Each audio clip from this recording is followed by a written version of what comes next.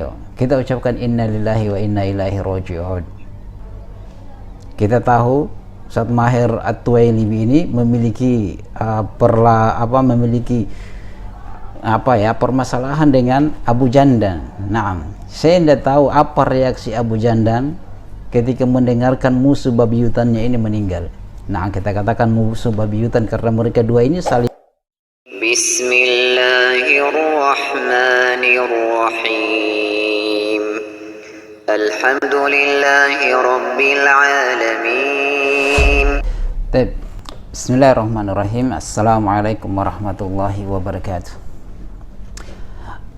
Alhamdulillah hamdan katsiran tayyiban mubarakan fihi kama yuhibbu rabbuna wa yarda. Ashhadu an la ilaha illallah iqraran bihi wa tauhidan wa asyhadu anna Muhammadan abduhu wa rasuluhu, amma ba'd. Kaum muslimin yang semoga dirahmati Allah Subhanahu wa taala, kita bersyukur atas segala nikmat yang Allah Subhanahu wa taala berikan kepada kita. Alhamdulillah Allah Subhanahu wa taala masih memberikan kita kesehatan, dan kita manfaatkan kesehatan tersebut untuk bertakwa kepada Allah Subhanahu wa taala. Allah Subhanahu wa taala memberikan kita nikmat lisan, agar lisan ini kita berucap dengan ucapan-ucapan yang baik. Kita tidak mencela kecuali dengan cara yang baik. Kita menjaga lisan kita karena Rasulullah sallallahu alaihi wasallam bersabda, "Amsik alaika lisanaka," tahan lisanmu itu.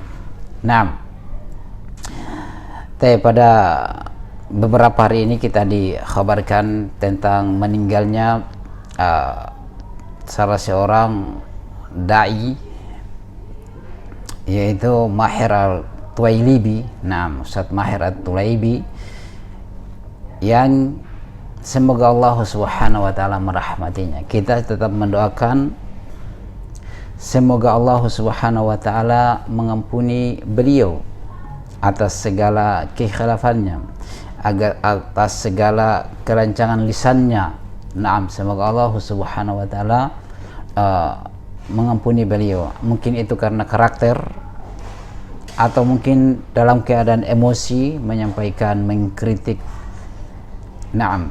Dia katanya sebagai salafi garis keras, atau dia memberantas Wahabiyah. Semoga Allah Subhanahu wa taala mengampuni beliau. Karena beliau telah mempertanggungjawabkan semua perbuatannya dia terhadap apa yang dia kerjakan di dunia, karena kita semuanya nantinya akan meninggal juga.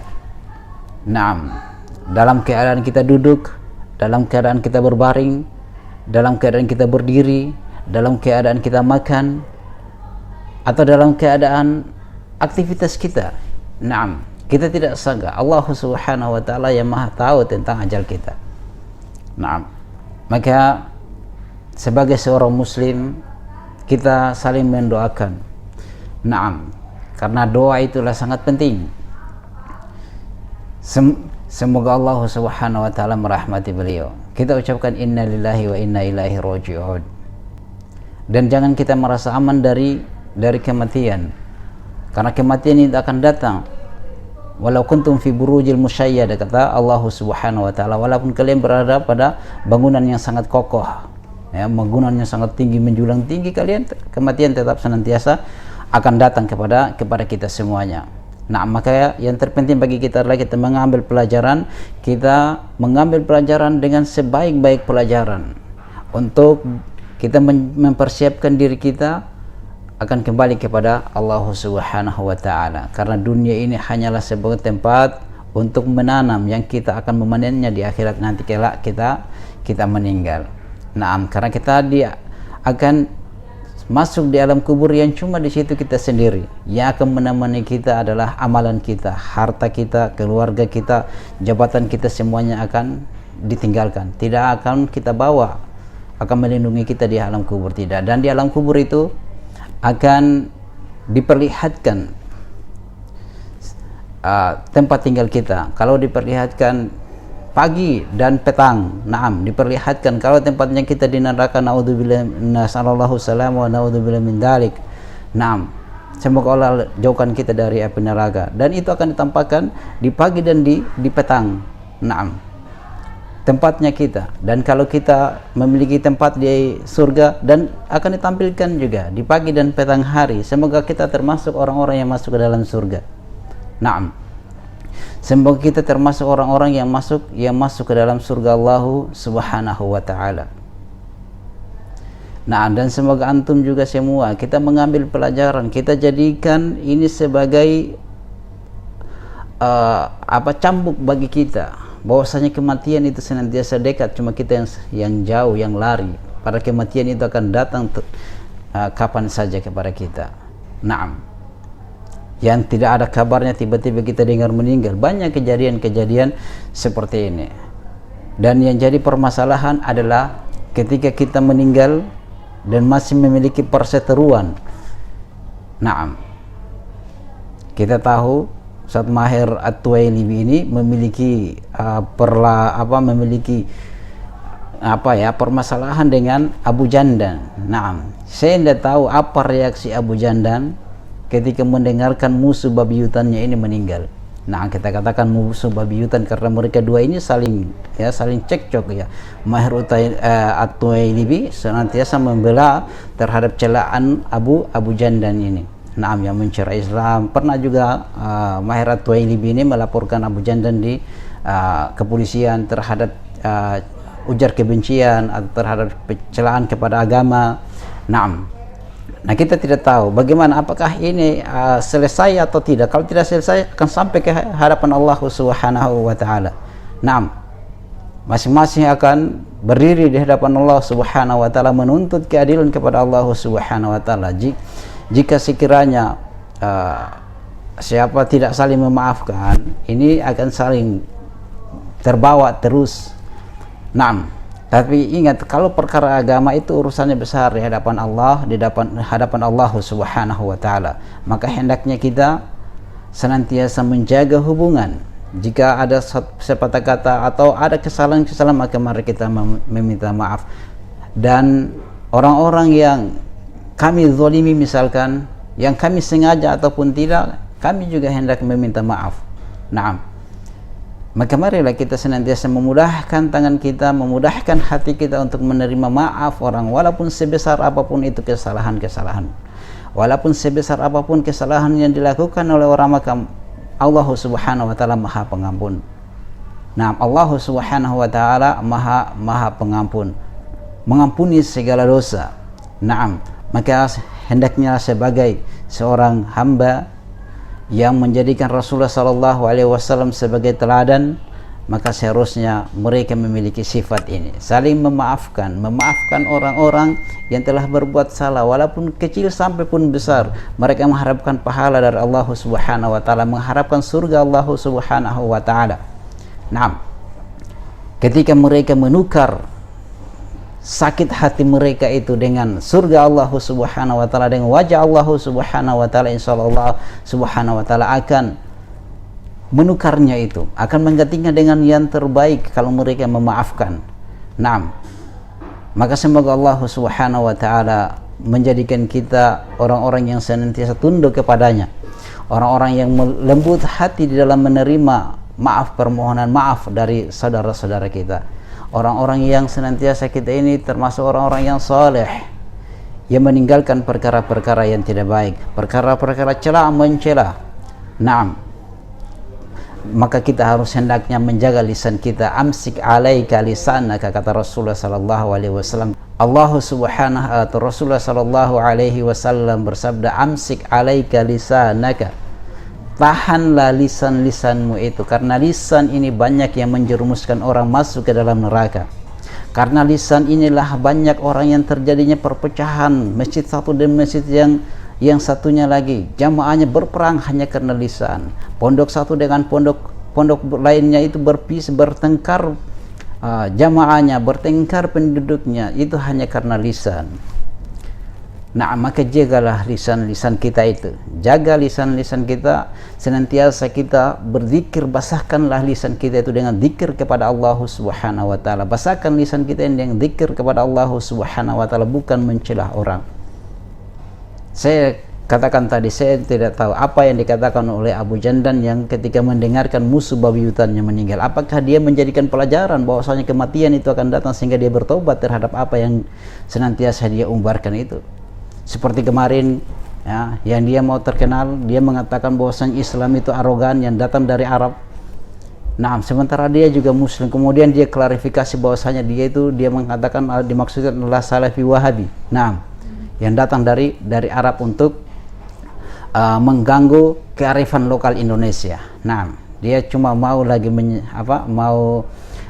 berpaling lagi dari ucapannya. Dan sekarang kita lihat berurusan dia dengan kepolisian. Semoga Allah Subhanahu wa taala mengokohkan para penegak hukum ini, memberikan mereka keadilan.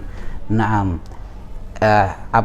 kuat di atas keadilan tersebut sehingga menghukumi orang-orang yang memang mencela ataupun menyebarkan kebencian, permusuhan. Naam, karena kita ini negara hukum. Naam, kita doakan kepolisian, semoga mereka dirahmati oleh Allah Subhanahu wa taala, dan semua pemerintah termasuk presiden kita doakan agar Allah Subhanahu wa taala merahmati mereka.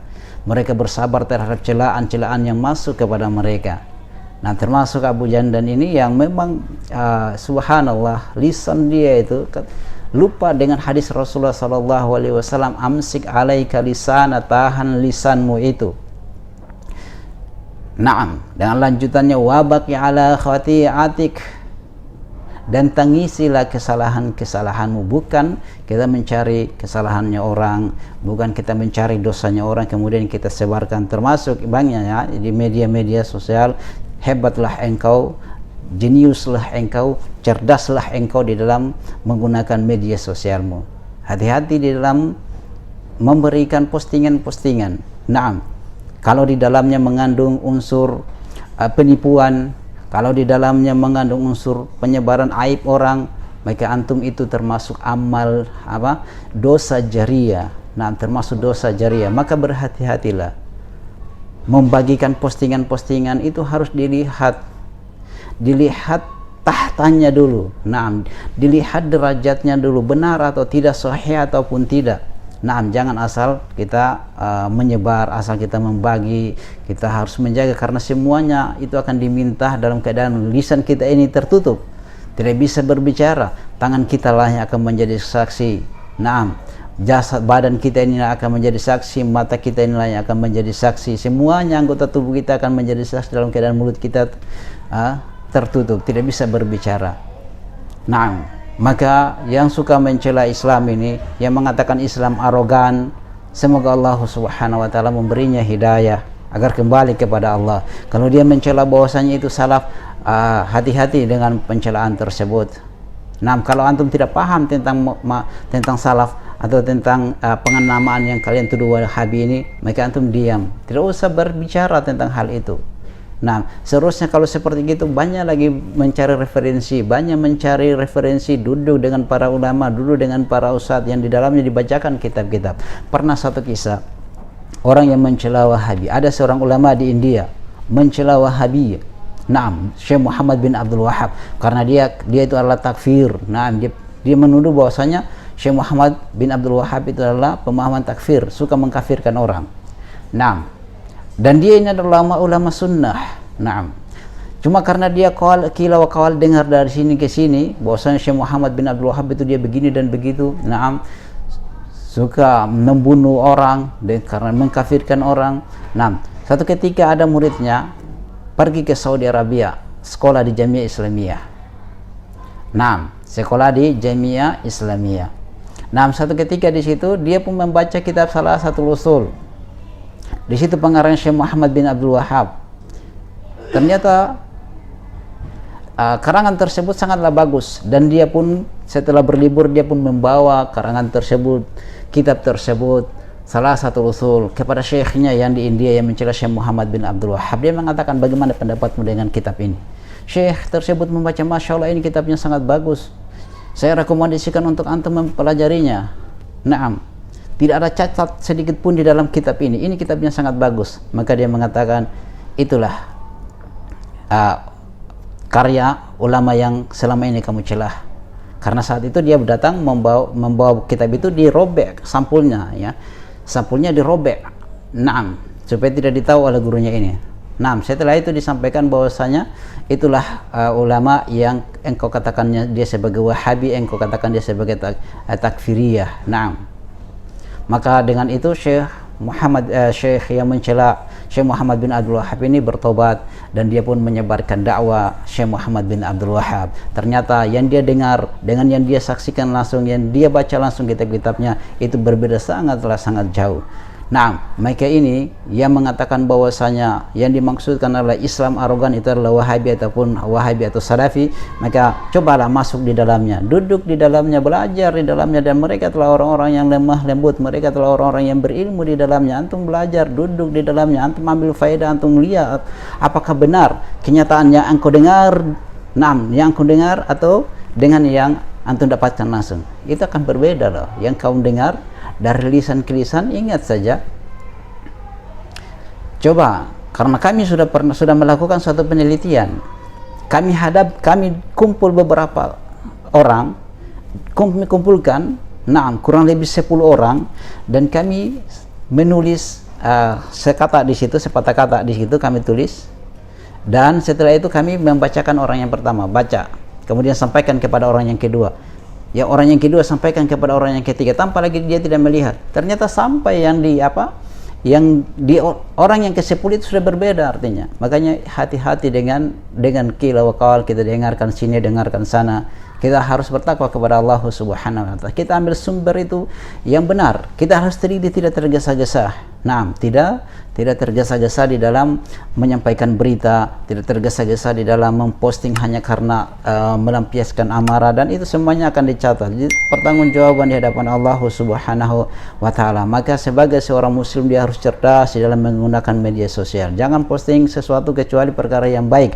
Postinglah hadis-hadis, postinglah ceramah-ceramah yang baik, bukan ceramah-ceramah yang mencela para nabi, ya, mencela Nabi Musa, mencela istri-istri Rasulullah SAW. Ada seorang ustadz yang seperti begitu, katanya dia dari jurusan tafsir di Mesir. Tapi pulang mau dengan bahasa yang gaul tapi kebablasan. Ternyata jatuh di dalam pencelaan kepada istri Rasulullah SAW. Termasuk juga para sahabat, dan bahkan Rasulullah sendiri juga jadi korban, serta siapa Nabi Musa pun juga, ya, jadi korban dalam celaan yang orang mau berbahasa berbahasa yang gaul, mau berbahasa berdasarkan realita. Tapi hati-hati, itu akan jatuh lisan kita pada perkara pencelaan, maka itulah menjadi dosa, bukanlah suatu kebaikan. Kita mengharapkan kebaikan, ternyata kita mendapatkan dosa. Maka kita harus berucap sesuai dengan apa yang hadis di situ ceritakan, sesuai dengan makna hadis. Bukan kita menambah sini, nambah sana, ya, hanya agar orang senang kepada kita, hanya karena agar orang itu banyak mencintai kita, follower kita. Bukan seperti itu. Walaupun engkau sendiri, kalau engkau berada di atas kebenaran, engkau di atas manhaj salaf, maka engkau adalah orang yang berada di atas kebenaran. Jumlah bukanlah suatu ukuran kebenaran. Jumlah bukanlah ukuran kebenaran. Bahwasanya engkau akan masuk surga dengan jumlahmu yang banyak, tidak, bukan lagi ukuran. Walaupun engkau sendiri, engkau melaksanakan sunnah Rasulullah SAW, engkau berpegang kepada Al-Quran dan sunnah, maka engkau lah dikatakan salaf. Dan engkau, wahai orang yang suka, Abu Jandan ini yang suka mencela yang mengatakan Islam arogan, dikatakan bahwasanya itu salaf, hati-hati semuanya. Ya, karena engkau belum merasakan bagaimana indahnya itu bermanhaj salaf. Jiwa itu akan tenang. Jiwa itu akan tenang. Ini orang-orang yang suka mencela Islam. Mereka orang yang tidak memahami tentang realita, politik, realita. Kalau engkau masih dibutuhkan, engkau masih enak berbicara. Tetapi suatu ketika engkau sudah tidak dibutuhkan lagi, orang-orang yang tinggi-tinggimu ini akan sudah jatuh, sudah berada pada ranah lagi yang lain, maka engkau akan berbahaya. Itulah politik. Kita harus pandai di dalam melihat politik. Ketika engkau masih dipakai, engkau akan dilindungi. Tetapi ketika engkau sudah tidak dipakai, engkau akan ditendang seperti begitu. Dibiarkan saja engkau larut di dalam kesalahan, dan mereka tidak akan menolong engkau di dalam kesalahan-kesalahan tersebut. Mereka tidak akan membantu engkau di dalam hal itu. Maka lihatlah, dunia ini berputar terus. Waktu itu senantiasa berotasi, tidak akan kembali lagi pada waktu yang kita telah jaya-jaya. Ingat, setiap orang punya masa dan setiap masa punya orang. Hari ini engkau bangga dengan perlindungan orang, tetapi ketika engkau akan menggigit jari jemarimu di hadapan Allah Subhanahu wa taala, terdiam dan membisu, naam, engkau akan menyesal semua tentang perbuatanmu. Maka kembalilah kepada Allah Subhanahu wa taala, jangan tertipu dengan mengikuti dengan perkembangan realita, tetapi engkau jauh panggang daripada api. Maka marilah kita menjaga lisan kita. Semoga Allah Subhanahu wa taala merahmati kita. Semoga mereka saling memaafkan dan kita saling memaafkan, dan kita meminta maaf jika kami juga dan saya juga ada kesalahan kepada antum semuanya. Kepada siapa yang saya sengaja ataupun tidak sengaja, kami pun memohon maaf. Semoga Allah Subhanahu wa taala juga menjadikan kita lapang dada di dalam menerima maaf dari orang lain. Sebesar apapun, semoga kita dilapangkan dada kita untuk saling memaafkan dan menerima maaf orang lain dan memberikan maaf kepada orang lain. Dan itulah perkara yang baik yang kita harus mengharapkan pahala dari Allah Subhanahu wa taala, mengharapkan wajah Allah Subhanahu wa taala yang pada saat itu wajah berseri-seri. Ketika orang lain nantinya disuruh masuklah kalian ke dalam surga, sementara kita yang berada di sampingnya tidak disuruh masuk, bagaimana hati kita? Semoga Allah Subhanahu wa taala menjaga lisan kita dan menjadikan kita orang yang saleh, menjadikan kita orang yang senantiasa wabaki ala khati'atik, menangisi kesalahan-kesalahan kita, bukan mencari kesalahan-kesalahan orang lain. Apalagi mengatakan Islam arogan. Kemudian setelah dikritik banyak netizen yang mengkritiknya, yang mencelanya, kemudian mengatasnamakan lagi saya maksudkan adalah Wahabi dan Salafi. Coba antum duduk di Salafi, antum duduk di Wahabi, antum lihat bahas kitab-kitab di situ oleh para ustadz, antum akan tahu enaknya itu duduk bermanhaj salaf. Semoga Allah Subhanahu wa taala merahmati kita, memasukkan kita ke dalam surga Allah Subhanahu wa taala. Kami meminta semoga Allah Subhanahu wa taala mengumpulkan kita semua di surga Firdaus, a'la minal jannah, surga yang paling tinggi. Kata Rasulullah sallallahu alaihi wasallam jika kepada para sahabat, jika kalian meminta surga maka mintalah surga Firdaus, surga yang paling tinggi. Maka jangan kita tanggung-tanggung kepada Allah, jangan kita malu-malu meminta surga yang paling tinggi kepada Allah Subhanahu wa taala. Siapa tahu dalam keadaan mustajab tersebut, doa tersebut langsung dikabulkan. Subhanallah. Semoga Allah Subhanahu wa taala merahmati kita. Semoga Allah Subhanahu wa taala mengampuni dosa orang tua kita semuanya dan menjadikan kita orang yang lemah lembut. Dan antum yang masih memiliki orang tua, bertakwalah kepada Allah Subhanahu wa taala dan berbaktilah kepada kedua orang tua. Itu adalah sumber pahala terbesar ketika orang tua kalian masih ada. Maka ambillah pahala terbesar dengan bakti kepada kedua orang tua kalian. Semoga Allah Subhanahu wa taala merahmati kita. Kita kurang dan lebihnya mohon dimaafkan. Subhanakallahumma bihamdik, asyhadu an la ilaha illa anta, astaghfiruka wa atubu ilaik. Assalamualaikum warahmatullahi wabarakatuh.